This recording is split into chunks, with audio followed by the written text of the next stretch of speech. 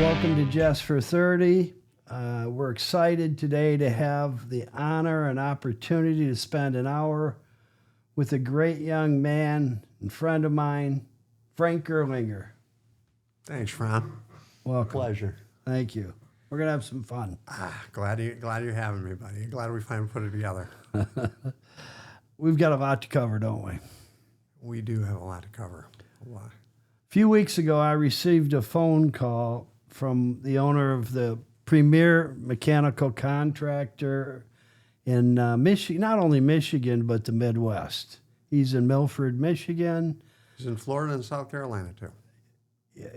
He's all over. Yeah, no, I know some of his guys, TJ and some of the other boys. They work with my son, Jeremy. Good. Oh, of course. But Craig Mortz is a friend of yours and a friend of mine. Dear friend like family. Well, I want to thank Craig for putting you and I together. I think it was, I always say it's God. It's Holy Spirit, Ron. It was meant to be, and thanks for coming over. Oh, thanks for having me, brother. Frank, tell us about your upbringing. Well, I had, I would say all the time, a perfect childhood. So I grew up Commerce Township on Commerce Lake in the house that I live in now. So, so I'm in the house I grew up in. I'm sleeping in the room that my father passed away in. And my objective in life is to do the same. Are you on the water over there? Yes, I'm on Commerce Lake. Oh, yeah, that's beautiful. Yeah, it's absolutely lovely. So it's just a special place for me and a lot of peace there, you know. So, and having had just an amazing childhood, and I figure, you sort of figure everybody has it like you had it, but my parents moved out to Commerce in '69, and I went to school there. Mom was a stay-at-home mom. She was from a wealthy family. She's Polish, 100%. What was their last name? Zostek. S-O-T-E-K.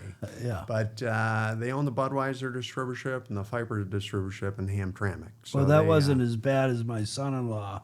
So my daughter went from Jess, J-E-S-S, to S-L-U-S-A-R-C-Z-Y-K. Slazarzik. Yeah, that's going to take a while to figure that one out. Well, I took half a day off work. Yeah, I would imagine. I had to study for Zostek, too. That was a while. But in any case, I just had stay-at-home mom, wonderful, basically nurtured. You know, we grew up in the country, and, of course, my mom would dress us up in, you know, the latest. She's very fashionable, and she put the Zodiac jewelry on us and disco shirts. And then we walk about a half mile to the bus stop, and then my dad had to train us how to fight because we grew up around a lot of country boys. Oh, yeah. Which became my friends. But when you're growing up and your mom's dressing you up like the high fashion sort of boulevardier that she was, that it'd get you in a little bit of trouble. But in that case, we grew up in fishing, boating, swimming, and my dad was a veteran of World War II in the Navy. My dad, too. When he was 17. And he used to shovel coal on lake freighters. Did he forge the signature like my dad did to get in? Yes, he took and, he got his C papers. He lied about his age when he was 14 to get his C papers to shovel coal on lake freighters on Lake Michigan, Superior, all of them. He was on Clemens A. Rice and another one, and this was way before they were as safe as the Edmund Fitzgerald. My dad had been shoveling coal 12 hours on, 12 hours off, rough seas, Superior, from 14 and 15 years old. So as soon as he got to be 16, his C papers claimed he was 18, so he went to the Navy, and they accepted him with alacrity. And with a what? Alacrity, quickly, responsively. Okay. Fortunately, I'll say that Truman dropped the bomb. My dad was getting trained for the invasion of Japan, and he was in Port Corvallis, Maine, and he got rheumatic fever, and he passed out on the way up the gangplank, but he really wanted to fight the Japanese. He saw his mother crying after they bombed Pearl Harbor, and it moved him. So in any case, he wanted to fight, but fortunately Truman dropped the bomb, and my dad ended up, in the it's infirmary. pretty emotional, yeah. eh? right? Well, and in any case, so special forces guys like took care of them that were already wounded and stuff. And so my dad did some boxing in the Navy, and So did mine. and in high school, and they taught my dad submission holds and stuff, and kind of nursed him back to health. And then, he's a really a hard guy, and he was a self-made millionaire as much as anybody would be in 1977. Wow. He was a partner at the United Parcel Service, and he was a tradesman that started out as a mechanic as a boy, an apprentice, and graduated to be a diesel mechanic, gasoline mechanic, machinist, and then ultimately a manager partner at United Parcel Service. And so my mother was wealthy from Budweiser and her family, and my dad made well himself, and but they were very conservative. So my dad was probably worth about $6 million 20 years ago when he died, and the market is a lot different than it was then. So order of magnitude, but you never know it. He only had one pair of shoes. Now his family could have anything. He would not do anything really for himself, but he would buy us ski boats, and we always had the fastest boat on the lake, and we had the nicest wave runners and beautiful cars. My dad was a gearhead. He made us work hard. So I started working 17 as a carpenter, and started my own business, and kind of got into that realm, and worked my way up to be a superintendent in commercial healthcare. Ultimately, I'm really proud to say, 31-year-old superintendent of Ford Field Warehouse. So big Lions fan, and I was at the 91 playoff game, and I'll say, like Aiden Hutchinson, I literally, with my friend James, would pray for the city of Detroit and the success of that project. And They needed it. And you know what? Both were in jeopardy. But I can say that the prayers work, because you go downtown now and you see Ford Field, and of course Coach Dan and everybody down there celebrating the draft. I'm very proud of this city. It's it's a vision. So that was kind of, I had a perfect childhood. I couldn't say anything went wrong other than I got picked on. So my dad taught me to be a fighter. Well, fighting for us was more of a sport. We played football, Exactly. basketball, that stuff, but baseball.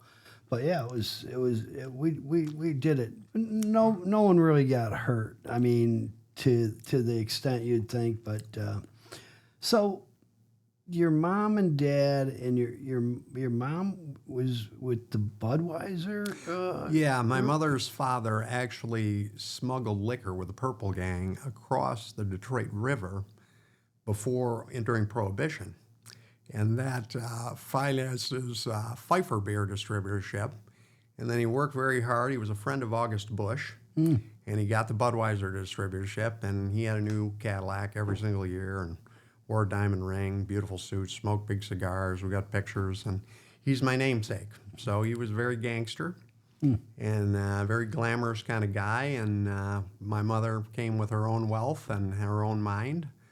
And her and my dad were a good team together. But she was definitely the person that sort of, my dad made the provisions, but my mother, ran the family. I think the Purple Gang was here in Brighton. I think off of maybe it wasn't Ford. That's actually probably true, yeah. Yeah, and then they had a place in Clare. They, in fact, one of the guys, well-known mobster, they shot it. I think they killed him in the Clare Hotel, the big Clare Hotel up there. And so your mom, was she stayed at home then? Oh yeah, very nurturing. She was my best friend, very glamorous. So I went to, she had season tickets to all the operas and the symphonies and all that stuff. My dad couldn't go to it all the time; he just wore them out. So I was her escort for all those things. Was he Were they both Catholic? Oh yeah. Now we're Catholic since Peter. We're Polish on one side, the Zostaks, all Catholic, and then we are French and Irish. Guirlinger is from Alsace-Lorraine, so it's a border province of France. So people mistake us for German, but we're French. And then on my dad's mother's side, we are Burke, Bourke. And our Burke family came to Detroit, I think it's probably 5-6 generations ago, and they owned the lumberyard where the Renaissance Center sat at one time. And so we're Irish guys. We're 5 generations Irish in Detroit. So you, as you got older, you went to college, and then you were involved in Ford Field in a big way, Frank. Yes, I was one of the lead people out there. So it was an honor and a tremendous responsibility, and I loved it. And it probably was 20 hours a day for a while to get there, but I couldn't think of. I love my Lions, and I was just imagining. We always came to Detroit to eat, and we loved Greektown. We loved to go to all the old places, Joe Muir's, and of course Carl's Chop House. There was nowhere to go in Commerce 40 years ago for dinner, so we'd drive downtown. We'd go down and get a coney, and then we'd park in front of Ford Auditorium, and we'd eat conies in my dad's Electra 225 convertible. Lafayette or American? Frank? My dad's a Lafayette guy. That's us. I'm an American guy. Okay. It's easy for me to get in there and kind of hang out. It's bigger, and I don't know. I like Lafayette, but my dad's, I like American. My son's Lafayette. My dad was Lafayette. My wife's Lafayette. So I guess I'm take your pick, right, man? Frank, you were talking about the breweries and Bush, and I got a buddy of mine married a Mattel. I pitched high school with him at St. Agatha, Pat Ruvalo. And he had a couple no-hitters. I had a couple no-hitters. We had fun. Orchard Lake, St. Mary's, Mount Carmel, Wyandotte, St. Dearborn, St. Alphonsus. He married a Mattel. So then what happened? So who's his son marry is a Coors. That's kind of, I think that's how that works. There you go. I don't know. I've never been involved there. But I was going to say, we talked about breweries and stuff. My dad worked 17 years at Stroh's, right near Eastern Market. My dad worked shifts at Stroh's too. Did he really? And then he told me they used to let the guys drink on the line. Yeah. And those that were foolish would. But there's no bathroom there either. So he said it was just ridiculous. In that place. Basically, if you're drinking beer, they said they used to love to take the unpasteurized Stroh's before it goes to the pasteurizer, ice cold, and drink it. Yeah. And so they loved it. But he worked at Stroh's for a while. And he said, like, the cops would hang out there after work and get free beer. It was. Oh, yeah. I would like a pre-pasteurized. I love Stroh's to this day, man. I liked the Signature. That was a pretty good beer. Yeah, That was good good stuff, wasn't it? man. Absolutely. We had that in high school, and that was a premier. So your education, you didn't just go in and run the Ford Field project. No. Where did that go from high school? Well, so I was in my high school, Wall Lake Central, class of '86. So Okay. I was my senior class president. Oh, so, wow. I don't know how that all, but we had some fun. Yeah. And I wasn't a great student in high school. And so it took me, I got in, my parents were like, you're going to college kind of guy. Yeah. So my dad didn't have the opportunity, and he had to feed himself. So he was certain that no matter what it cost or what it took, he was going to put his three boys through college because he didn't have that opportunity. So they forced me to go to Central Michigan for a couple of Chippewa. years. Yeah, all right. wow. I mean, So yeah. I loved it. And I didn't know what I was going to do. So I started studying just things I was interested in: political science, philosophy, religion. So I wanted to go to Michigan State. My older brother went there, and it's a great environment down there. It's fun. I know it's the It is enemy. beautiful. And Even for Michigan guys, we fun, admit it's fun. my wife went there for a year. there you go. Yeah, and then to Michigan, but she was in Acres, and they used to yell out, remember across the way? Oh, yeah. What'd they say? Acres and acres of, Yeah, well, yeah. They had fun with it. in any case, I ended up, so I applied to Michigan State, and I did excellent in college because there were subjects I was interested in. And I ended up at the James Madison College at Michigan State University, which is for philosophy and attorneys and those type of things. And I was just studying along, my dad just paying the bills, and my dad was like, you might want to get a degree at some point. And then I was headed towards a degree in philosophy. But nobody's interested in a 23-year-old's philosophy, right? So I never failed a class. And I ended up getting a degree. I started taking building construction management classes just because I was into it. I became a licensed builder at 18 and a licensed real estate salesperson at 18. For who? Just got the licenses Oh, independently. So at 18 years old, I knew the first day I walked on a job site, and I went to work with Ted Lilly and Terry Lilly, a second-generation family of carpenters that trained me in my trade. I loved it. And I never liked the idea of a cubicle, and I was just kind of going to college and a little lost. And my dad was like, I had enough things, and I said, I could get a degree in food systems, economics, and management, which is there's always going to be food, and it's a good career, and it has things. So I was like, okay, I'll get a degree in that.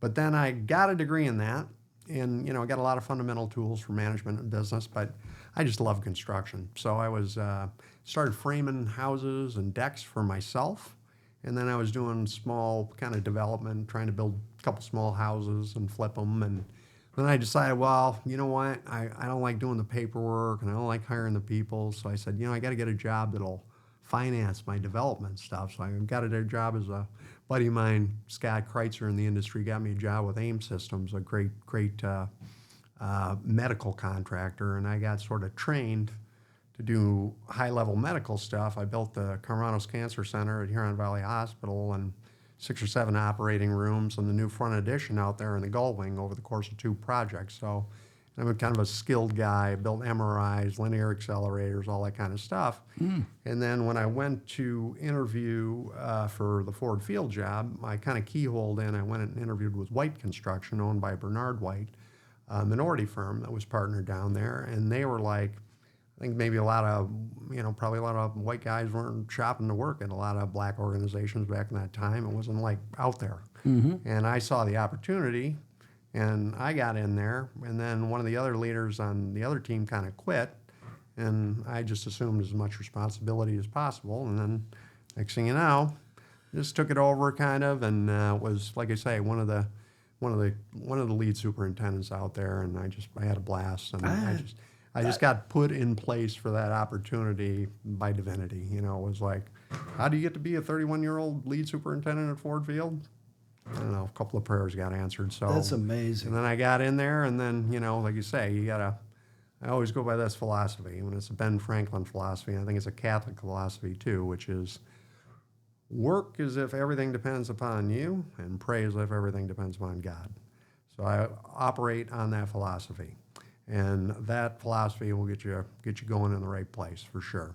So I would say, I got the opportunity from divinity, but I made the most of it. So it was good. I'm a little surprised. I guess I wasn't aware of it. Barton Mallow had nothing to do with it. You knew Ben. Absolutely. Ben no, what was her last name? I met Ben Maibach one time. From Redford Union High School. Heard very good things about the son. Good friend of mine, Dan Lyons, who was my boss at Huron Valley Sinai Hospital, is now in charge of healthcare at Barton Mallow, and he just loves the Maibach family, thinks they're wonderful. Got another guy over there that's an estimating, Jason Poziak, loves working there. Great company, Barton Mallow is, but they did not get that one. My brother Danny used to play with his buddies, the Nemus family, and Nemus is pretty prominent at Terraris, and they used to play at Sorrows together with the son, Ben Jr., I guess. But we just did 1,100 people. Cam was out there, and the owner of Wayne Media, Rob Johnson, they came out and visited, and we had 1,100 kids, and it was kind of a career day. They were opening up a new gym, and they just opened a new football stadium in Redford Township. That's a big deal. It's like $59-60 million, and all of their renovations. But Mike Taylor over there, the principal at Redford Union, called me, and it was a huge honor, because we grew up in Redford Township, eight kids at St. Agatha, and you don't never know who knows who, and why did Mike Taylor just pick up the phone and bring a Redford St. Agatha guy in to do this for them? So it was, we had the superintendent and all the varsity football and basketball coaches, and it was fun, and it was an honor. But I really appreciated Mike Taylor reaching out, and you become friends with people. It's hard quickly. Not to when they're beautiful people, right? Oh yeah, he's a great guy. Instantly attractive to some people. Well, it's a tough, no doubt. Well, it's your beautiful blue eyes there, Frank. I mentioned to you at the set Saturday. I gotta have something. Left. I lost my muscles. I'm trying to get those back. So, do you want to talk about that? Yeah, at some point. Yeah, we probably should. Let's just go to it. I'll say this. So I had a great career. I was a 39-year-old vice president of Saxe Construction. Had a great run there with Todd's an awesome businessman, gave me a lot of training. I was director of development services for Sterling Group. Gary Torgo, the CEO of Chemical and is doing Amazon these days with Sterling Group, just an exceptional human being. So I thought I had a little bit of training, and I went out on my own. And I worked like crazy to kind of get through some difficult economic times as things were just kind of coming back out of the slump. And I'll say that I was out on a project in Ann Arbor building these condos, and I was working probably 18 hours a day, and I'm replacing sleep with Monster drinks, and I was taking my kids down there. Oh, boy. I was taking my children down there cleaning things and trying. We ended up getting sued, and it was a big mess that I got into. I kind of inherited the project, I'll say that. I didn't really do the evaluation. I partnered with somebody. But in any case, and a lot of stress, a lot of business stuff coming, and getting into your own business. I can appreciate these guys have been successful, and it was like approaching the 4th of July holiday, and we kind of just got into settling with a developer, and I was feeling pretty dejected. I was like thinking I was going to make all this money. Now I'm looking to potentially end up bankrupt, for all the hard career. So I was feeling kind of down. It was funny. The developer said to me across the table, a good guy, and we settled up with him. Everything worked out. And, sometimes you just get in difficult situations in business. It's nobody's fault. And he looked at me, he saw me, I looked tired and dejected, and he said, Frank, he told me the story. He goes, I pulled my 3-year-old nephew out of a lake and tried to resuscitate him unsuccessfully. He said, if money can solve the problem, it's not that big a problem. And I walked out of there before the 4th of July holiday, and I thought about it, but I was still depressed. Mm-hmm. And I started having back pains, and I thought it was from working down on the site and barefoot water skiing, because I'm a big barefoot water skier, and I'm a weightlifter, and I could bench press 365 and barefoot water ski backwards at 46 years old, 10 years ago. It's crazy. I was a very physically powerful person. And on July 23rd of 2015, I became more helpless than a 200-pound baby. An infection around my spine, ironically, I stopped barefooting backwards because I was concerned I would break my neck. So I had hit hard and felt tingling in my fingers and things like that. And I said, you know what? I'm 46. I don't need to show off to anybody anymore. I'm just going to barefoot forwards. So I thought I was being a good boy. And then I went to the doctor with the back pain, and I never go to the doctor. So I thought I was being an extra good boy. Look at me, I'm growing up. So I do all the right things. I don't barefoot backwards to break my neck.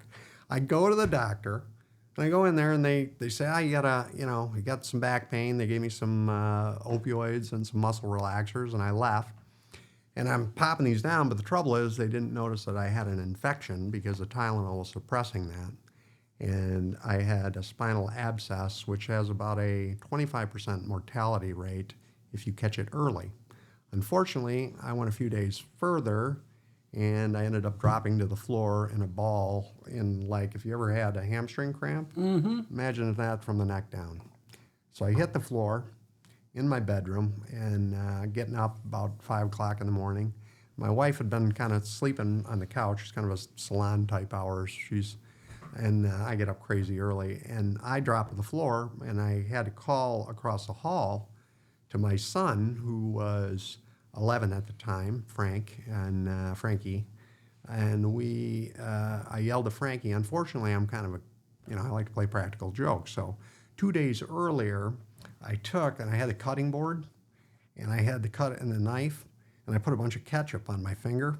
And then I called them in the room, and they all flipped out. And I have a test. So this is so. That's anyway, like a 12-year-old. I was doing it to an 11-year-old, but that's who I am. So I apologize. I bought a fart machine a few weeks ago. Okay. All right. Okay. Then I'm talking to the right guy. So in any case, I yelled at Frankie. I'm like, Frankie, and he runs in there, and I'm down, fetal in agony.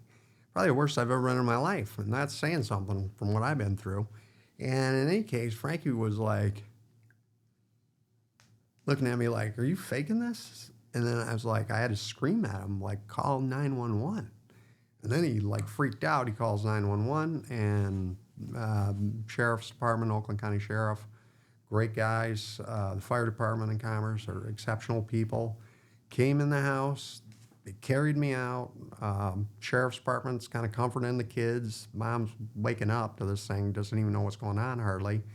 And the firemen were like hurting themselves to carry me out of narrow hallways. So I didn't get hurt more. They're twisting their backs around. They put me in the car, get me over to Huron Valley. I go into an ER, and they put me in an MRI that I personally constructed and commissioned with the construction team over there. And I was like, we always used to joke around like, you don't want to end up in the linear accelerator down at Carmanos Cancer Center, right? It's Cherrick now, but in any case, I ended up in the MRI I put in the hospital that I spent years working in. So it was completely bizarre. So I'm like thinking, I'm in agony, and then all of a sudden I was in no pain at all. Okay, and it just sort of went, and they get me in there, and they got me on a bed in the ER, and I go, nothing happened. I couldn't feel or move anything below my neck. So everybody's freaking out. Yeah. And I'm kind of like... You too. Yeah, I sort of remain calm under fire. I mean, I was like... That's a hard one. I was. I was kind of joking around like, this isn't good, is it, And so anyways, they realized I got this abscess after the MRI. What is it? Abscess. It's an infection around the spinal cord. And I was up at like C3 through C5. So they throw me in. This is a life-threatening situation now, which they don't try to amplify any nerves. But was that a staph infection, wasn't it? kind of. They call it an abscess. Yeah. I know it's an infection, whether it's, what exactly. I mean, I'm a carpenter at the end of the day. Mm-hmm. So I get in the truck. They're loading me in the ambulance here, and they're going to get me downtown to receiving. And I get in there, and this guy's got his, Power Stroke diesel running in there, and he's in a hurry. And I just said to him, I go, I can make it down there in 38 minutes from here. I said, what are you thinking? And he's like, he says, I think I can, keep up. And this guy was on it, man. I heard turbo spooling, and we made it down like I've been in the vet and made it down there in 38 minutes. He was making it there in the E250 diesel. This guy was doing a good job down there, getting me down there in a hurry. Mm-hmm. They bring me into the receiving, and they have surgeons ready to go. And my dear friend Yoni Torgo summoned Dr. Kurz. We built the Michigan Orthopedic Institute, a great spot over there, a doctor's group. They got an MRI stuff. I had developed their building with Sterling Group, the Torgo family, and Yoni, my wife called Yoni, and Yoni brought Dr. Kurz, a really highly qualified spinal guy, and she wanted Dr. Kurz to do the surgery. Where was he from? He was from Beaumont, and he's with the Michigan Orthopedic Institute in Southfield at Civic Center in Lasser. And like I say, I had done their building and development with the Sterling Group, and they're fine people. And we had a high level of trust, so my wife was like, I want, Dr. Kurz and Yoni's group. There was trust. And so anyways, Dr. Kurz came down with Yoni, and they sat bedside, and Dr. Kurz said, you need surgery now, very definitively. And he walked out, and I said, okay. And I said, Mom's not going to be happy, but we got to get this done now. So in any case, I go in, and then Yoni comes back, and he says, hey, have you got your affairs in order? I said, yeah, I got my affairs in order. I said, I got a Fidelity account, and there's plenty of money in there for a long, long time. I was blessed by my father, and, I'm not bragging about me, but my dad set me up, and I did okay, too. Mm-hmm. But it was all blessings that, we had a war chest. And so I go, well, that's at least I got I had the perfect life. I got a son, Frankie, at 11, and I got a daughter, Sloan, at 8. That's, was my princess that I never... Let's see, the first time I couldn't carry her into a store was 2 days before I got sick. Mm-hmm. I said, Sloan, I'm going to be carrying you till you're 16 years old. And I said, I can't carry you. And she looked at me brokenhearted. I'll never forget it. How old was she? She was 8. Oh. In front of the Home Depot in Commerce. And it was the first time. So that was the beginning of it. 2 days before. Yeah. So anyways, I go into the surgery, and Yoni told me a couple years later, after I was doing better, he said, Dr. Kerr said, and basically everyone else, it'd be a miracle if you lived. It'd be additionally miraculous if you ever moved a finger if I did live. So I went through the surgery, and I woke up into like the most horror you could ever imagine. You're paralyzed from the neck down. There's oxygen masses or tubes. Went through 40 days in ICU fighting for my life. I felt like an elephant was sitting on my chest. I was at one point at my last breath twice, and I was fighting to breathe. It felt like an elephant was sitting on my chest. And I said, Lord, take me or leave me. But I was like, I'm not going easy. You're not ready. So I was like, I had my wife, the perfect, beautiful wife and children, and I was going to fight for it. So I blacked out a couple of times, and I come back. And then I woke up, and then, I was there. And then what was left of me, they said I never move a finger. But I can say this. That particular hand, I could bench press 425 one time. I swung a 32-ounce Vaughan hammer 3,000 to 5,000 times a day for 10 years. Jeez. So if you think anybody's going to move a hand, this hand is going to move. How much did you weigh at that time? 190 pounds. I'll show you some pictures. Yeah. So I've seen the water skiing pictures. Yeah, and that's so carpentry all day and weightlifting in the evening. And my dad was like, "You worked out all day," he used to say. He goes, "What are you going to the gym for?" But early on, when I was a young man, I started working out at the gym. And he goes, "Those aren't working muscles, son. I got gym muscles." So then I became a carpenter. And I said, "I got working muscles. I got muscles on muscles, Dad." And he said, he'd be like, "Why are you going to the gym? You just went to work." I said, "I'm going to get my gym muscles now, Dad." Jeez. So I had them both. But in any case, I'm glad I did because he said, "You're not going to move a finger, but that hand works perfect. I can use chopsticks now." So How about the other one? Works great. Not quite with chopsticks yet, but we're working on it every day. And we got all kinds of treatments. So, Frank, right then and there, I guess you're no longer looking at plan B. You're not looking at anything. It's You're like it's a you're nuclear like wasteland. God got your attention there. Hey, I mean, He has a way of doing that, right? He cleared the deck. Right. Yeah. I thought I had your schedule. Ron, I thought I had problems. Okay. Yeah. I had no problems. Dude.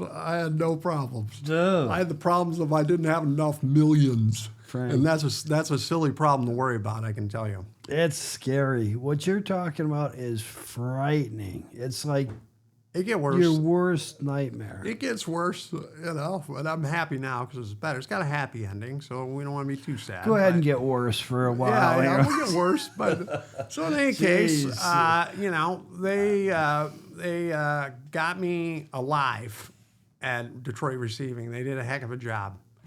And I decided maybe I needed a change. I had to get out of there. And so I decided to go to U of M for the rehab. And my enemy, of course. And so Michigan State guy, I'm saying, get me down to U of M.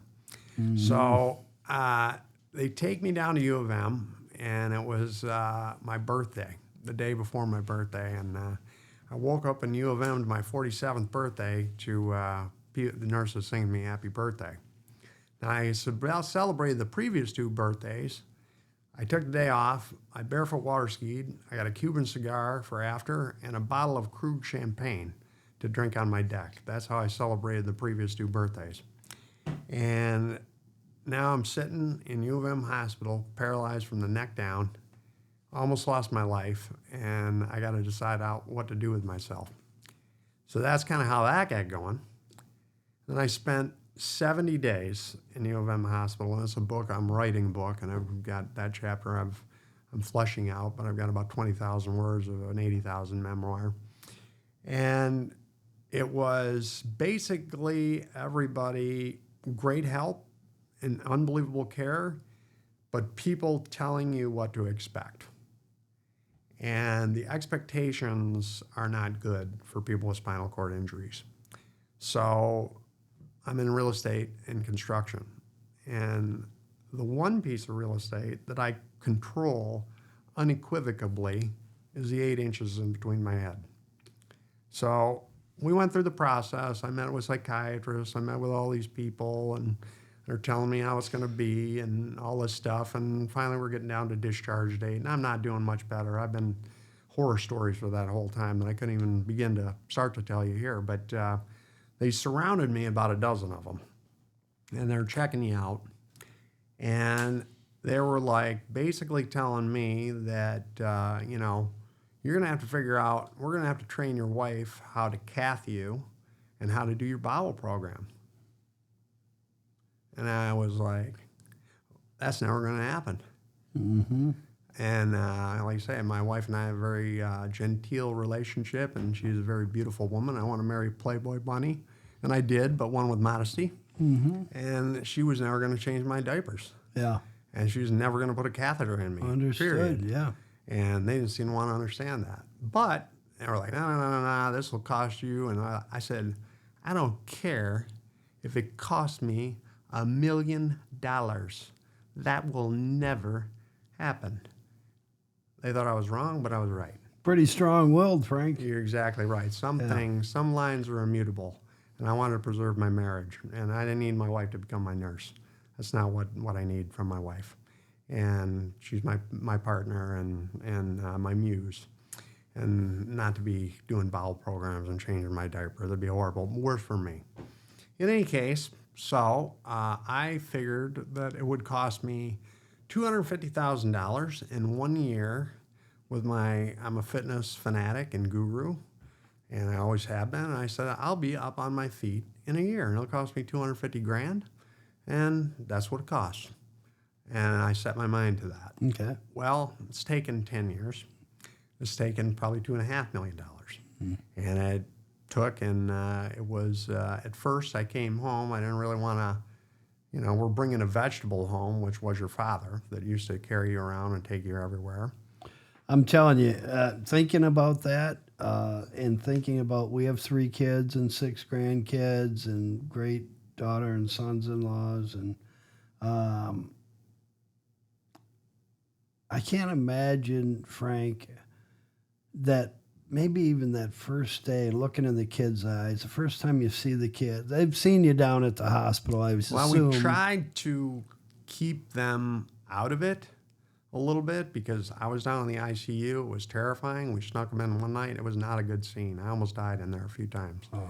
So my wife brought them down to prove I was alive one time when I was doing good. And then down in Ann Arbor, it's like 45, 50 minutes away. So she would have to leave the kids who were already traumatized. So we basically were like, look, just try to stay there. My brother Tom, my Irish twin, was there every single day. So he was just monitoring, and we're like sort of co-advocacy of my treatment. My wife, she's panicking Pete. I mean, she flips out. I'm Cool Hand Luke. So I don't need her really flipping out that side because they were given a lot of bad news. Yeah. So I had my brother with me and my other brother, younger brother, and they have the same mindset I do. Good. They were raised in the same house. They're tough guys. They're not going to listen to that. They weren't listening to none They of this. weren't taking no. They were not taking any no for an answer. Yeah. So they were there every day. My brother Tom was there every day. My brother Matt came. And then we tried to keep April with the kids because that was terrible for they'd been through some trauma. They thought I was dead. So I came home fairly one piece. It didn't look good. Thankfully, a guy, I can't mention his name, but one of the nurses from U of M broke policy, and he came home to see me on my first day and make sure I was okay. Nice. And got me all cleaned up. And my neighbor and one of my best friends, beautiful woman that lives 100 yards up the street, ironically in my best friend from childhood's house, she's a nurse, and she sort of coordinated all my home care and helped me with home care. So it was like really family community effort. And I had a good war chest, thankfully. And I basically set out to try and act like everything was normal financially in the family and just try to keep everybody calm. So we just kind of just went into, I had a day nurse to change my diaper, a night nurse. I was craned in and out of bed. It was dark times. And, when you live on the lake and you like to be on the pontoon and it's 6 o'clock at night and you hear the boats running around and somebody's got to put you away in your bedroom and you can't move your arms or your legs and you listen to everybody have a good time out on the lake, it's kind of depressing. I'm not going to lie. I had some moments there where I was, you feel sorry for yourself a little bit, and and then, you start thinking like, well, shit, you start, as time goes on, rehab, I started to force my way through that. And insurance is going to pay for 10 to 30 visits. Somebody like me needs intensive rehab, right? Insurance doesn't pick any of that up. Well, minimal, if 30 visits or 10 visits, I was going 3 times a week, $900 a session. You need 3 people to hold you up. And fortunately, I found a place, walked the line. It was a great place for me. where, sort of unconventional thinking, more gym-like, more, you go into these medical rehab environments, everything's blue and gray, and, I want to be in a gym. I'm a gym rat. So I kind of found this place. It has good music, some enthusiastic young people, and so I was rehabbing at Rim Novi, and I was going over there. They had me on that's about 4 years into it, or maybe 2 years into it. They had me on a bus that picked me up with a flatbed, and they drive me over there with a bunch of people. Frank, I'm thinking right now you at that point. You're not following the rules anymore. Probably you've heard the negative stuff, right? Oh. And you're gonna go. Well, You're gonna do what you feel you have to do, right? Well, that's where it started. So I I got in my first rehab, and you're not supposed to recover at all after a year from these injuries. They say you can't recover, right? It's totally wrong, by the way. And one lady said, she said, man, you could do a little bit better. You need to go somewhere else. So I found this place in Southfield, and I'm already paying nurses. I'm going to pay $2,700 a week to get the rehab, right, and insurance. Just we're going to load money at this thing. So now I can't afford transportation there. I'm like, I had to teach myself how to drive. So my brother, Matt, my younger brother, goes and buys me a handicap van with a hand control on it. And he's like, yeah, Frank could probably drive that, right? I only had one working right arm. This thing was, so. Was it? Oh, man, I was just starting. This was the only thing that worked, And thank God everything's followed, but I could barely kind of turn the wheel with my left hand.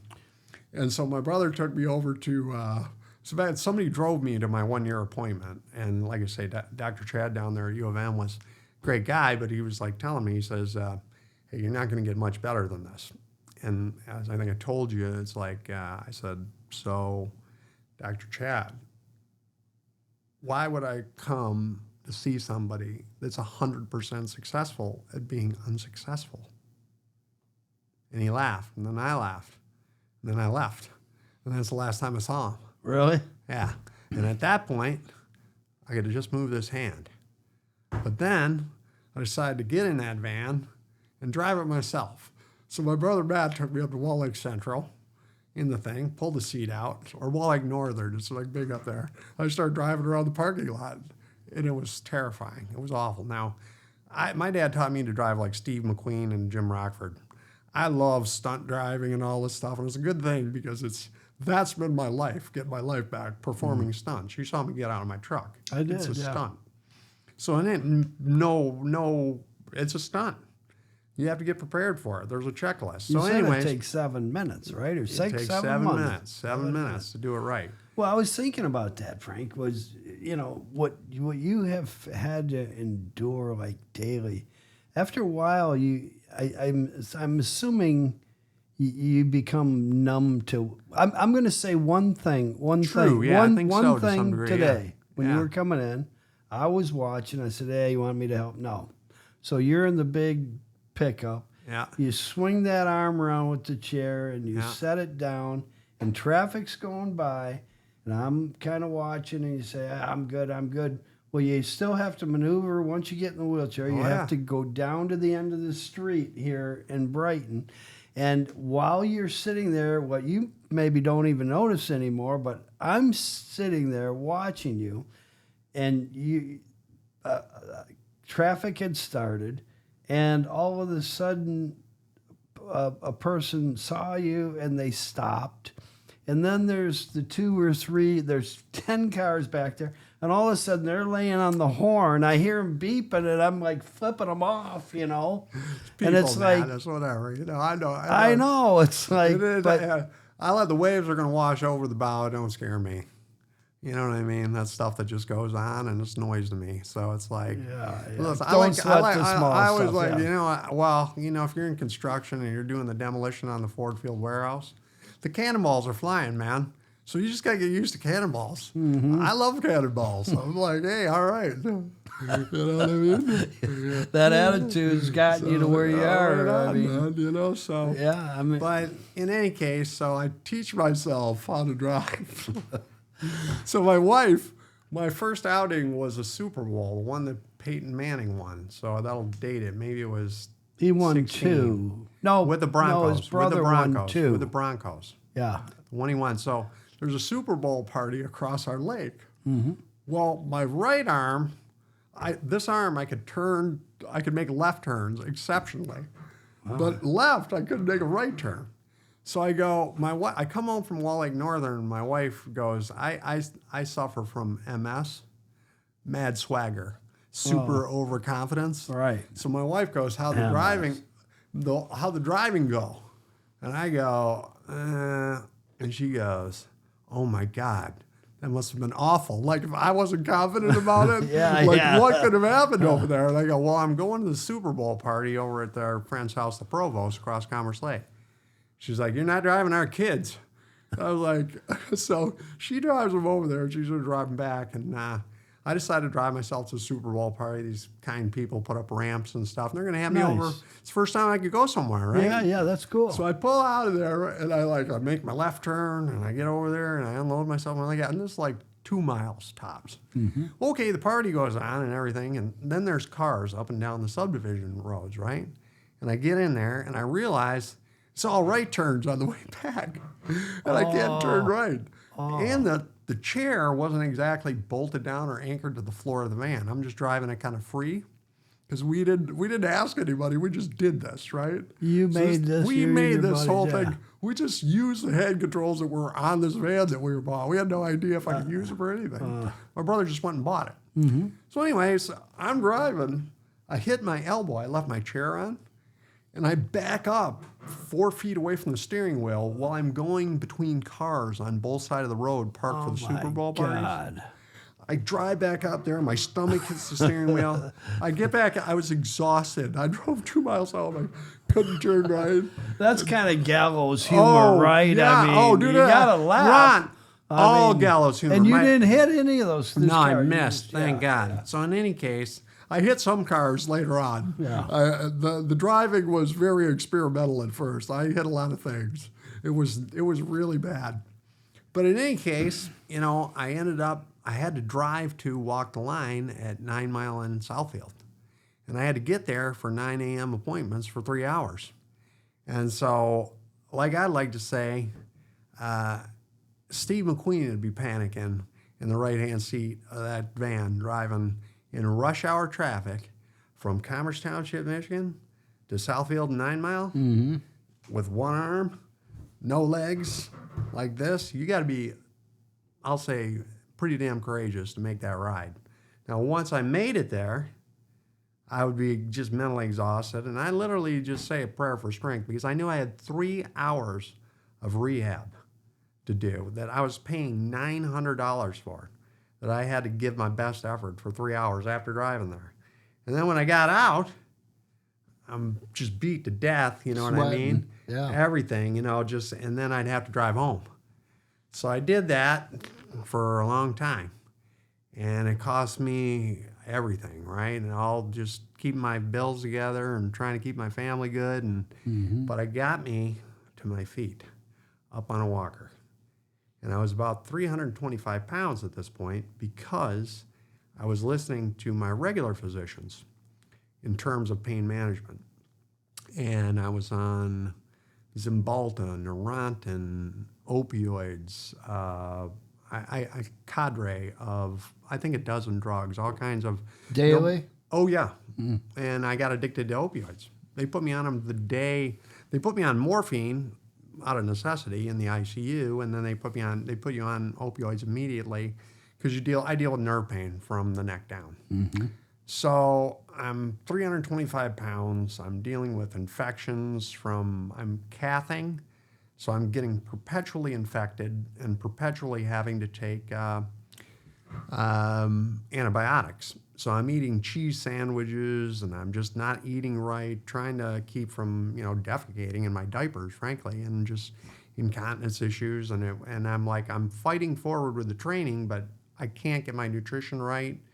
I can't get these drugs are screwing me up. And so anyways, first thing that was a turning point, really, my wife was like, you keep getting these bladder infections. And I got to the point where my nurse, and she's a saint, Amanda, single mom, works 3 jobs, my nurse, had to take and Irish girl too, Irish Catholic girl, beautiful. And you don't want a beautiful woman changing your diapers, but what do you think? But it's nice to have that pretty face to look at. But she's a saint, and she carried me this little thing, put me in my wheelchair, got me in my van, took me to the urgent care, and I'm broke at this point. Pays for my urgent care, gets me antibiotics to basically save my life. I mean, my skin was burning, I was urinating pus and blood. Oh my God. So I can't get past these infections. My wife calls up her friend Trina, who's been like this holistic person forever, and my wife gives no credibility to this kind of thing, but we were in desperation. So basically this woman says, you need to take 3,000 milligrams of garlic and 100 milligrams of oregano every day, and you're never going to have a bladder infection again. So it was the first thing I put in my other prayer journal to solve this infection problem. And a day later, I got the answer, and I started taking this garlic and oregano, and I've never had a bladder infection yet. I could drop a catheter on the airport floor and not get a bladder infection. Hopefully I won't be doing that soon again. Now I'm nearly recovered in those areas. But it made me think, wow, maybe, there's other answers available. That the regular medical community just had, put on rubber gloves, sterilize yourself, and it didn't work. So that kind of tuned it. And then I was going to the pain clinic, and I'm getting treated like a prisoner. I'm like, they're issuing me these pain meds, and they're testing my urine, and, I'm going to prescription counters, and they're looking at me like I'm some kind of drug addict. I'm saying I'm just aggravated with the situation. We're higher and higher dosages of opioids. I tried some CBD. I got a little relief. And I was like, and they started testing me at my clinic, and they said, hey, you got trace marijuana. I said, well, I've been using CBD. It helps. And they were like, okay, whatever. And then my prescription keeps running out. They wanted to raise me to OxyContin. This was their solution. Give me OxyContin. So I'm falling asleep. I'm 325 pounds from all this stuff. I'm waking up short of breath because I'm stopping breathing from OxyContin, or your opioids and all your drugs. That's got me at 325 pounds. Now, they're well-meaning people. They just follow the protocol, but they're retailers for the drug companies. So in any case, I'm like, well, and I was in agony one night, and I had a niece of mine. I was very anti-cannabis. I think that's for lazy people. You were Lazy telling me lady. about that. I am very anti-cannabis. And in any case, my niece came to me and she said, Uncle Frank, you're in agony. Please, try a little bit of this cookie thing, and maybe you can feel better. And I tried kind of an edible cookie that some biker gang made, and you know what? I felt better. Yeah, sure. And I was like, I got some relief. And I was like, well, okay, maybe I don't have to go to OxyContin. I could kind of, and then this doctor, they tested me at the pain clinic, and they said, hey, you're testing positive for marijuana. You cannot use marijuana and come to this pain clinic. So they read me the riot act.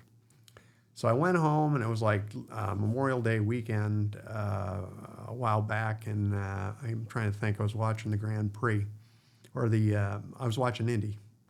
And so in any case, I just decided I'm done with this. And so I quit cold turkey on that Friday, and I just ground it out. And I listened to I love David Goggins. It's this guy that's like an endurance marathonist that can tolerate pain at very high levels. So I just listened to this guy's lectures in a loop while I felt like my skin was on fire below my neck for about 72 hours. It was horrible. And then it left, and I realized that those pain things were really much more about withdrawal symptoms. And then I kind of took cannabis as a pain management, and then I started attacking causality. What causes the nerve pain? Well, it turns out corn syrup exacerbates nerve pain. It turns out other substances exacerbate that pain. So I started to treat the causality. Once I knew I wouldn't have to buy antibiotics anymore, I'm a fitness guru. So I went on a diet. I got my body metabolically flexible, used ketosis and other tricks. Nobody would ever see that I was on a diet. And I lost 150 pounds. And now I've been basically getting back into the weights and in a manual wheelchair, and we're kind of at the point where my body completely works. I'm just a little bit weak. and now we're out raising money to train. So we're like on the precipice of walking out of this thing. It came to me, I say, the Lord speaks to me infrequently and inaudibly. And he said that this would be a Shawshank Redemption recovery. People see me wandering around in this chair, right? The truth is I can stand and I can walk on a walker, and I'm getting stronger every day. And I'm going to barefoot water ski on July 23rd, the 10th anniversary of this incident. Which will be when? July 23rd. So a buddy of mine is working on restoring a barefoot water skiing boat. 2026. You're Yes, saying sir. within. No. This July 23rd. Oh. This July 23rd. Is that right? 110%. I'm going to film it. Maybe you'd like to drop by. Yeah, So for sure. I don't know how it's going, but I'm going to say this. It's an audience of one. This is my little drummer boy moment. So the regular physicians couldn't do anything. The great physician can do anything. So I took last year and I got some guys to pull me behind the boat and take the first step to barefoot water skiing. You got to throw your feet over the rope. You got to hold onto a handle, and you got to pop up on your butt and see daylight and cruise on your butt. So last year, my legs weren't as strong. And I said, guys, I talked 4 or 5 guys into coming out there and getting chase boats. We put me in the water. I said, I just want to break the plane and see that line and be on my butt, because that's the first step before you put your heels down. So if I can get that done, then I know I just got to get stronger for the rest of it. And they just said, just let go of the rope. Don't put your feet down if you get up. So I pulled out last year, drug underwater. Now what you got to do is you throw your heels over a rope. You arch your back flat. You hold onto that rope. You drag underwater behind, Mastercraft. And how fast do you want it? As fast as it goes. Which is 40, that boat. Yeah. My boat's does a lot faster, Yeah. but mine's a special boat. But so anyways, my neighbor's got a brand new Mastercraft wakeboard boat thing, and he's like, how fast? Fast as it goes. So he hit the throttle, I took off, I blow out my nose, and I hang onto that rope, and I drag underwater like a torpedo. And then I plane out on my butt, and Ron, I came up and I saw that line, and I'm cruising on my butt like 1,000 times before, and then I let go of that rope because my feet come off, and I knew I was going to have it. So now I've built up my leg strength. I got my team together. We got some film crew, and I'm jumping in. And what do they say? I'm going to hold onto that rope and put both heels down, and you either see Jesus or you're barefoot water skiing, right? Well, you'll be fine. Are you now?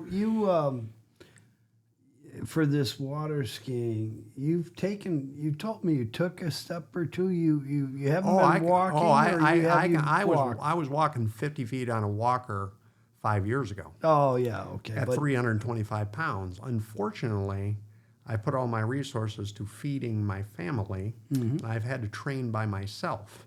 So I call this sort of it's a Rocky IV training. I'm training like Drago and Rocky. I trained myself to this point to where I can stand and walk on a walker.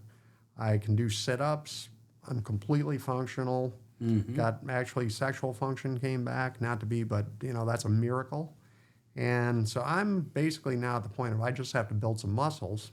And the only thing that has really held me back at that point was just the money to train, because it's expensive. But through a lot of hard work and the support of family and a huge community of friends, they keep building monster crane trucks for me and installing boilers and water pumps and keeping our family's nose above water. Now I'm out independent. I'm traveling around doing real estate consulting, construction consulting. I'm actually working in South Carolina and driving 1,500 miles a week and truly independent as much as that term means. You told me you had driven out of state. Now, Craig Moritz Foundation, have to really mention Craig Moritz. It's called the Foundation for Hope, and they do outdoor adventures for kids and people with disabilities. They go hunting out of state. And so, Frank, all of our shows are in support for veterans, charities, foundations. And I like to support the Brighton Veterans Connected. over this past weekend, they were able to use the lake house, but I mean, that's nothing. People like Darren McCarty come, but Brian Bradford's my friend, and Brian does so many things. We do try to help Brian as much as we can. In closing, Frank, I just wanted to ask you, I know how hard, and I mean, no, I don't. I have no idea how hard this was, but I want to ask you, what would you like the old Frank Sinatra about when the final curtain comes down? What do you want people to think and say about you, Frank? I'd say they would never give up.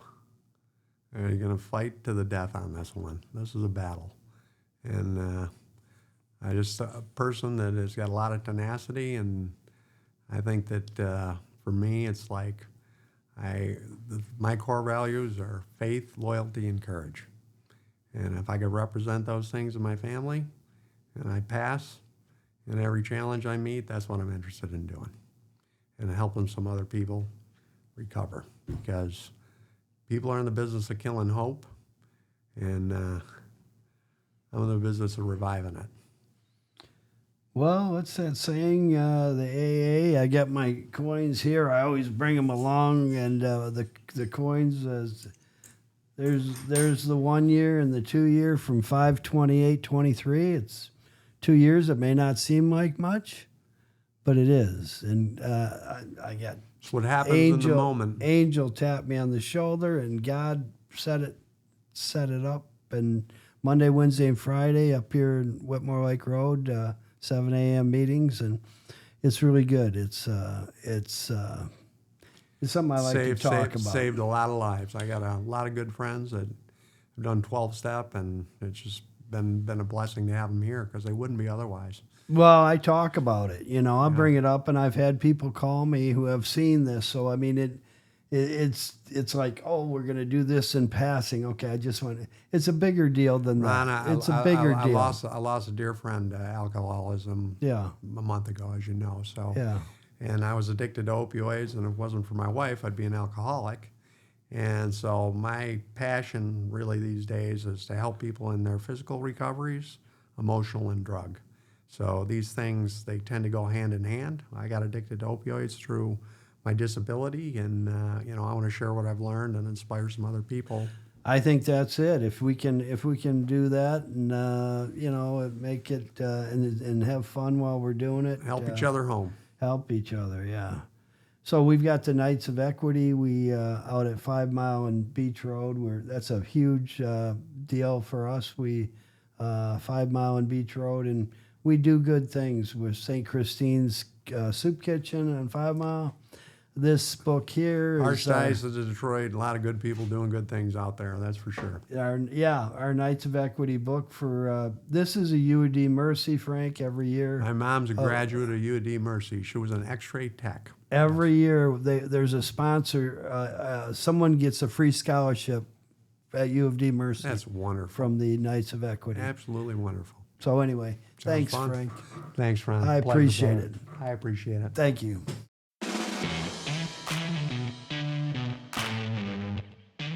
All right, it's time for Jess Pickles, our weird little ending to every show. And Frank's going to rate 1 to 10 the Jess Pickles and see how we did, Frank.